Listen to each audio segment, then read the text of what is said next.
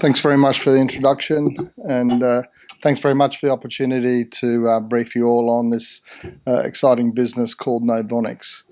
I've been the CEO and Managing Director of Novonix since late 2015, and the company's gone through quite a few phases. But today, it's best to describe the company as a battery materials and technology company. And it's now based in North America with operations in the USA and Canada, although we are originated out of Australia and most of our shareholders are still Australian at the moment. Just quickly looking at some of the things I'm going to touch on today on the left there, just really a bit of a highlight of the main activities of the business, what we've been doing and what we're planning to do. A little bit about the board of directors and the team and some general highlights. As I said, we're listed on the Aussie Stock Exchange here. We've got a market cap around 75 million. We have a small amount of revenue from one of our businesses, the Canadian business, and I'll go through that. But the primary commercial opportunity centers around our US business, which is developing anode materials for the battery market. And obviously I'll take you through that. And the board of directors and key management personnel own about 40% of the company. What I'm going to do is, this business is very much focused towards the electric vehicle market and the being a part of that supply chain of that new industry. So it's appropriate that I just put up a little bit of information to update people on where that market's at. And how I see it is it's a virtuous cycle that's taking place right now. The last 8 years has seen the cost of a battery pack that goes into an electric vehicle come down by some 85% in the last 9 years. And it's still going down at a fairly rapid rate, and that's shown in the diagram on the left. That, of course, is making electric vehicles more interesting and competitive. And car makers are investing huge amounts of money in moving to electric platforms. So nearly all the major car makers of the world today are committing to move their businesses to electric in a substantial way over the next 20, 30 years. And there's over $100 billion global investment committed, US billions, in recent years to doing that.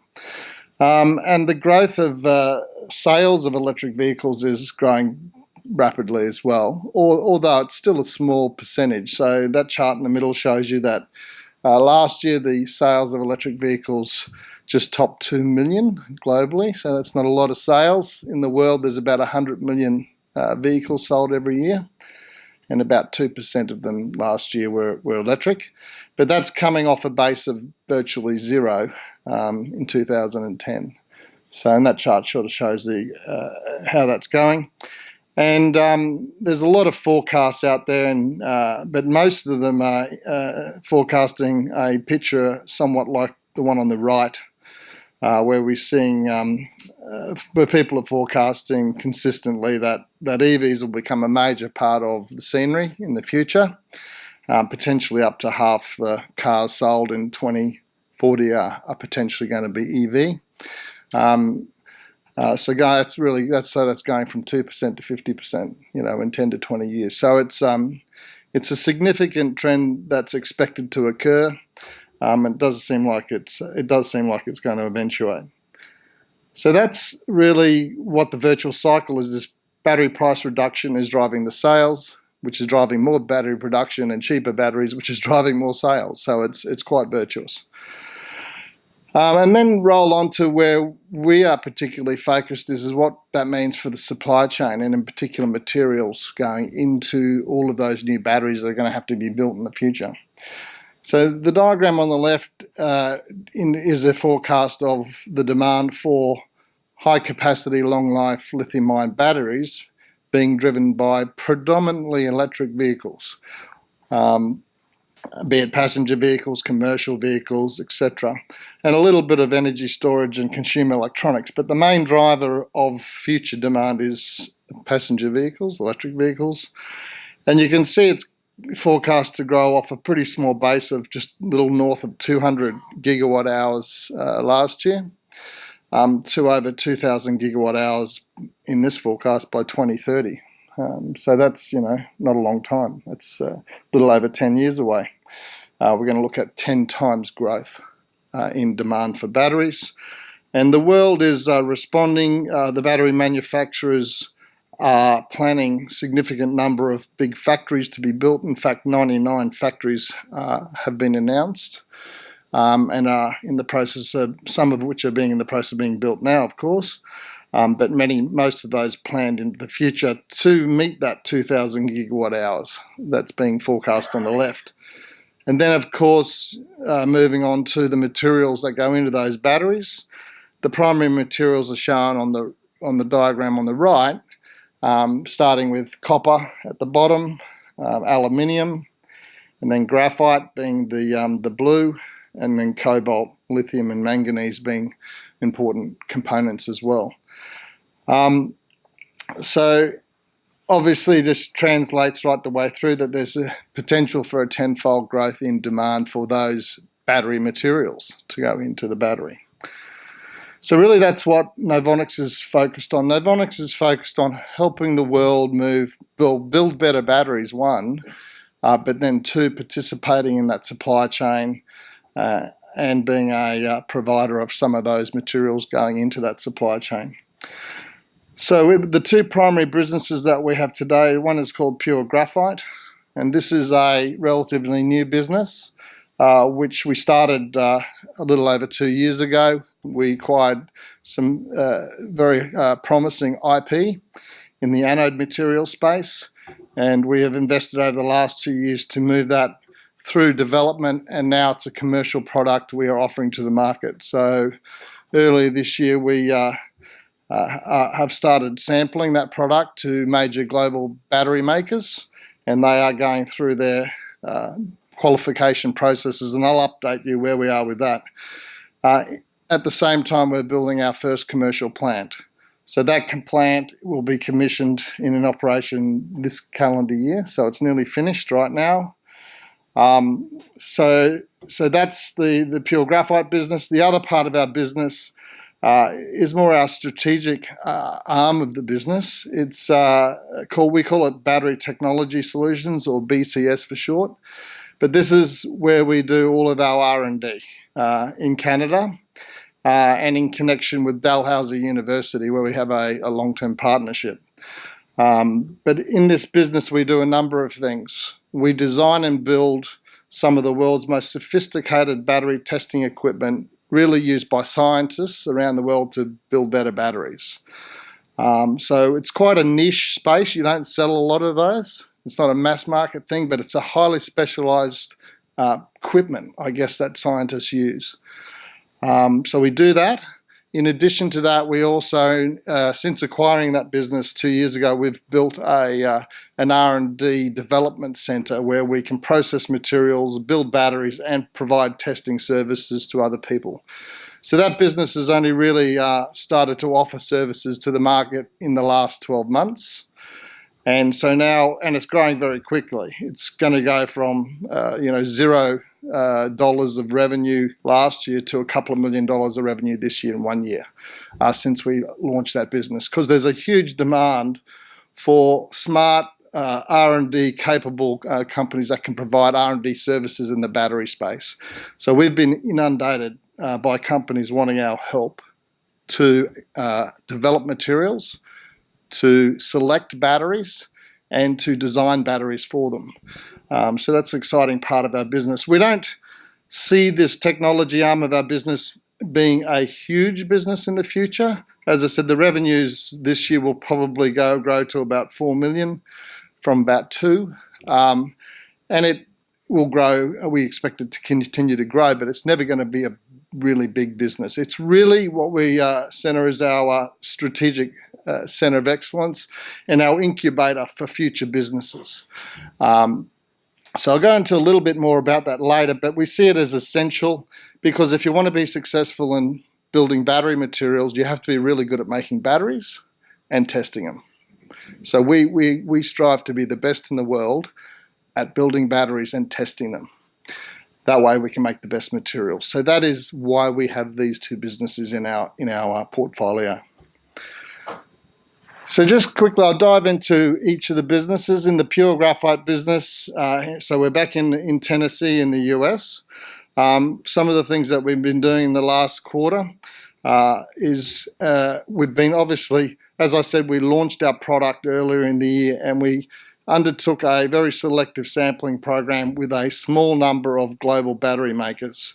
So we didn't want to push this new product out to everybody. We wanted to pick a few significant candidates and work our product through with them.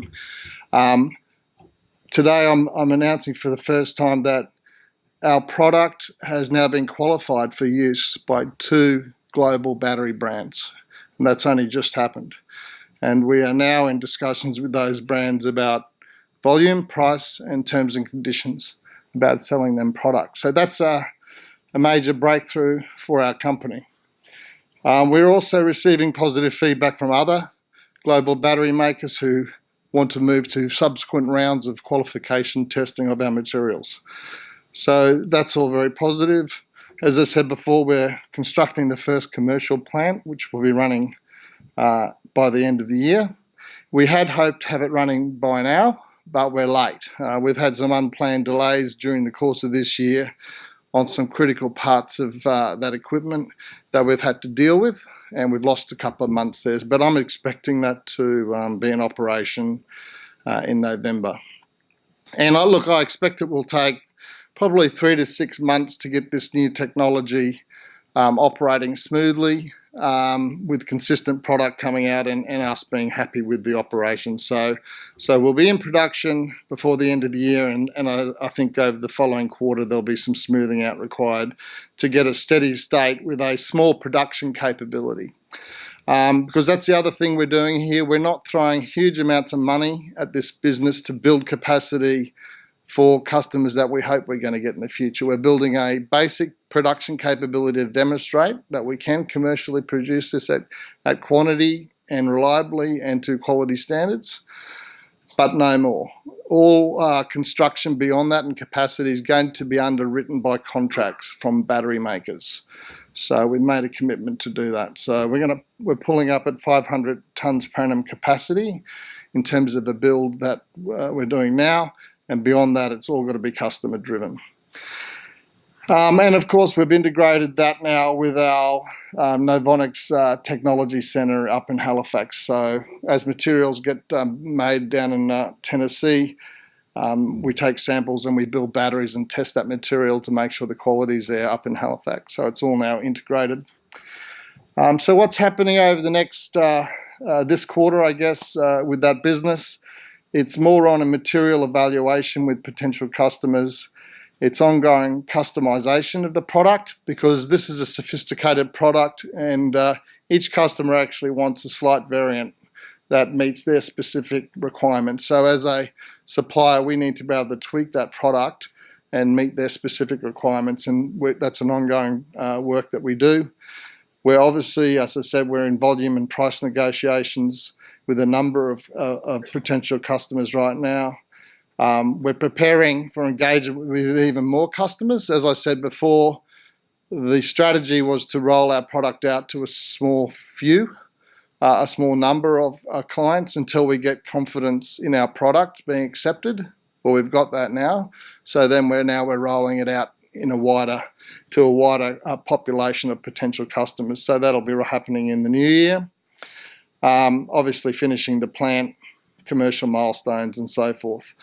So that's really just a very high level update on the pure graphite business and where we're headed with that business. Now the BTS business, the technology services, a few updates for July to September. We filed a patent application on some fairly promising new technology. It's a dry process for particle aggregation. for making new battery materials. So one of the problems in the battery material space is that there's a lot of losses in production processes, and they create a lot of very superfine nanoparticles that are often too fine to use, and they waste those products. This is a technology that will potentially be able to make those fine particles into usable particles again. So could materially change the economics and efficiency of the battery materials market. So while this technology methodology that we've filed for is early days, because it has that potential to drive cost and efficiency across the battery materials market, I see it as a good candidate for our further investment to see if we can commercialize value there. So that's just an example of this technology capability we have in Halifax. We've filed 3 patents in the last year for interesting technology like that. So we treat this business as an incubator for future businesses in the future. Flipping over to the other side of the business, which is its more historical part, it makes very specialised equipment for testing cells. So the next comment there is around the delivery of a very large customised test system. And only reason why I'm talking about that, it's worth, probably a third of probably nearly $1 million, this system that we delivered 5 minutes ago. Thank you. So, but what I wanted to say is this particular system allows a scientist to measure current, voltage, impedance, the swelling, the temperature of the cell while it's being cycled, all at once. So it's a pretty amazing piece of equipment. There's nothing like it in the world. And one of the biggest companies in the world asked us to build it for them, and we did, and we just delivered it. So we're a pretty interesting company with that capability. So I just wanted to highlight that.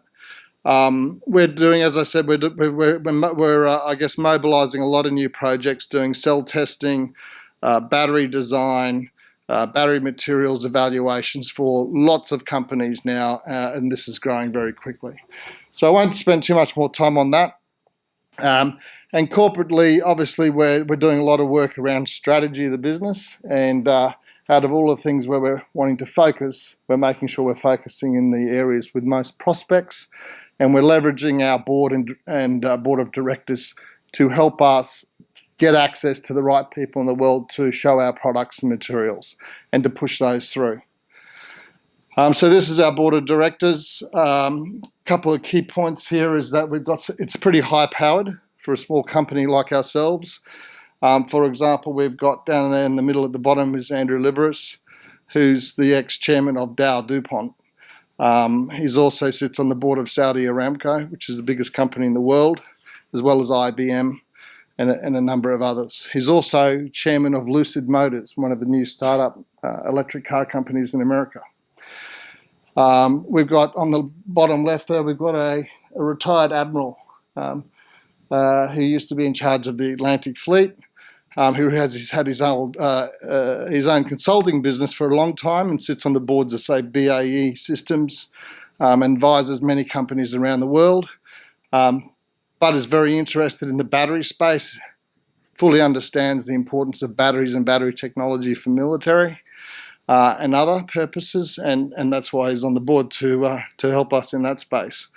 So I won't go into more detail on that, but as I said, we have a very distinguished and high-powered board, which allows us to open any door we need to open, and provided we've got a good product to deliver to that client.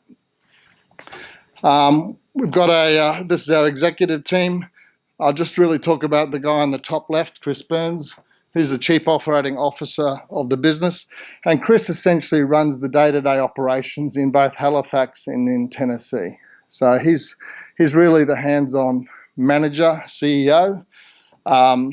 And Chris was involved in, I guess, Chris founded Novonix, the technology business in Canada, about 5 years ago with a colleague, where they developed very innovative testing technology at Dalhousie University and spun a company out to deliver it to the market. And that company was called Novonix. As I said, we ended up acquiring it a few years ago, and we adopted the company's name because it was a brand that was so well known around the world by all the battery scientists who are buying their equipment. But yeah, so Chris is a battery scientist, but he's also a very competent entrepreneur and a very good manager and a great chief operating officer of our business. And we have a good executive team wrapped around that Chris and myself.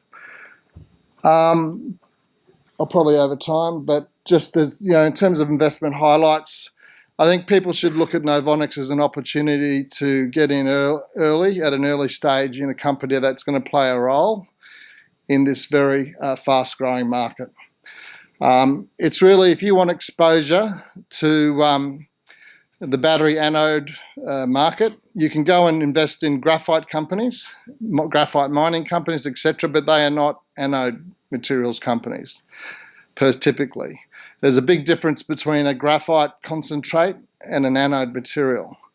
And just to put you in context there, a graphite concentrate will sell for probably less than 50 cents a kilogram today, whereas the materials we make will be sold for a lot more than that. We'll be talking about values between, say, $8 and $20 for our materials, depending on the grade and the type and exactly what the customer wants, versus 50 cents. So it is a completely different product than graphite concentrate. Anode materials that go in a battery are a very sophisticated product. But I'll let you guys and ladies read that there, but there's really a good opportunity here. If you want exposure to the electric vehicle supply chain, this is something you might want to have a look at. Thank you. Okay. We've got a few questions in the audience, so I'll take the gentleman in the black jumper. No, actually, I was just behind you, if you wouldn't mind, and then I'll come back to you. Thank you. Thanks. Just wanted to two questions. One around supply. You mentioned about the supply chain. Can you just comment on, in terms of, if there is a disruption in terms of price and security, how would that affect you? And then the second one I think you mentioned is around the customization. So that seemed to be like one of your strategic advantages, but customization is quite expensive and everything. How efficient is that? So that's kind of the two. Yeah, good question. I don't think I got your first part of your question about price. If you could ask. So this, in terms of just locking down your supply chain, have you got all the, because there's a lot of materials the inputs. Into that. Yeah, no, very good question. And so when we sign offtake contracts, we'll need to make sure they're underpinned by inputs we require, so we know our cost base. So that is our approach, right? So we're not exposed to significant movements of key elements when you sign firm contracts on pricing. That's what your question is? Yeah. Yeah. And look, we've been pushing hard for multi-year contracts, and we've not signed any contracts yet, right, for the materials. So, and a big part of it is getting the right contract for our company. We're a new start company. We will be building capacity for a customer, so it can't be 1 year, right? It's got to be multi-years, and it's got to be sufficient for us to underwrite our investment for that, building that capacity for that customer. So that's really how we're approaching that. The other question around customization, as I said before, the price can vary quite a lot because customization can cost a lot.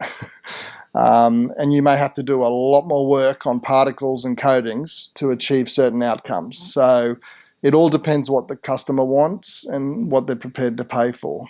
But our strategy and why we have the Halifax Battery Centre is so as we can respond very quickly to the customer and, within a very short space of time, modify our product, test it and reissue samples to build an appropriate product. So that's a real key advantage of our business. Philip, thanks for that. Just two questions. Just trying to get an understanding of the global competitive, who's in space and where do you sit. And it seems to me you're building like a platform. Will acquisitions be part of the strategy going forward? Mm-hmm. Yeah, just so in terms of this space, I would sort of classify it as a niche business, global business right now. It's not a huge market. If you look at the quantum of the size of the value of anode materials going into lithium-ion batteries today, it's probably a $2 billion market, right? $2 billion. It's not huge. Okay, it's going to grow tenfold potentially over the next sort of 10 years. So then it's getting rather interesting. There's not many players in that market, right? So if you go and drill down to the number of players who make what the market is going to need, which is long life, high capacity materials, there's only a handful of companies that can actually make it, right? And they're all Asian. So there's some in Japan and there's some in China, and there's none in North America and there's none in Europe. Right, so it's a very tight club. All the battery makers are in Asia today as well. So it's a very tight market, and very close relationships between battery makers and suppliers in Asia. And I won't kid you at all, this is a very hard market to break into. So you've got to offer something very interesting and compelling to break into that market. We're going to be a US supplier, a US manufacturer, making our materials based on US feedstock. So we believe we're going to offer something very interesting to the market, and this is why we're getting a good response, because we not only represent a new real supplier that can make a premium material out of a very small list of suppliers, we're not Asia, so we're an alternative geographically. Right, so that's of a lot of interest. It diversifies and improves competition in the market and reduces sovereign risk for some players, particularly those in America building battery factories in the US. So yeah, I think does that answer your question then in relation to that side of it? Yeah, and just on the IP side then, who owns like car companies historically have always tried to control the IP, so I'm just wondering, will Tesla or, like VW just launched Porsche electric car, are they trying to control their own battery technology or the use of the batteries in their car? Yeah, look, not really. We won't be selling material to either of those companies. So Tesla don't buy anode material, and neither do Volkswagen. They buy batteries, cells, off a company that makes battery cells. So that'll, and the top ones there are Panasonic. They're number one in the world. If you then go to China, it's CATL. Is number one in China and arguably number one in the world. And then the Koreans. You've got Samsung, you've got LG, and you've got SK. So right there, those five are probably 80% of the global battery market. They're the people that buy anode material to put in battery cells, and then they sell those cells to the car makers. And they own that technology. The battery cell itself is a pretty secret recipe. Like Coca-Cola, every company's got their different recipe, so they own that, and they sell their battery for its performance to the car maker. It seems to me that you've answered a lot of what I was going to question, but having said that like car makers, you're alluding to battery makers that maybe a large number of them consolidating over time around the best technology? Yeah, I would suspect that there'll be a lot of that occurring. And I must congratulate you. I understand part of what you're doing as a fellow mechanical engineer. It seems to me that you will be indispensable to perhaps the winner or two. Yeah, look, and maybe they can take you over. Yeah. And that's your strategy. Well, we'd certainly entertain the conversation at some point. But, they do go up their supply chains when it looks interesting or where there's risk that they need to manage. You'll see a number of battery makers moving up that supply chain to secure certain of their feedstocks. And it goes back to the question the other gentleman asked previously about that internal supply chain for the maker. So that's, that we wouldn't be surprised if that became a path for us. Whether they invest in us to make sure we get there could be another outcome. because they want more competition, they want more suppliers, and they want people to be able to help them deliver their objectives. So, I would not be surprised if those sort of things start to happen for our company.